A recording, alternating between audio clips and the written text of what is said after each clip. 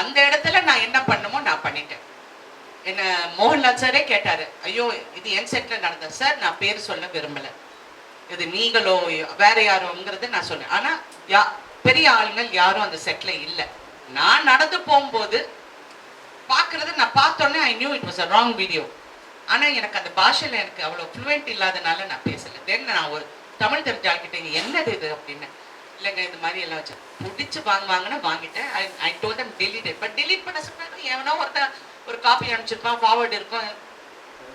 அப்புறம் நான் வந்து ப்ரொடக்ஷனை கூப்பிட்டு சத்தம் போட்டு இந்த மாதிரி இது நீங்க தான் பாதுகாப்பு கொடுக்கணும்.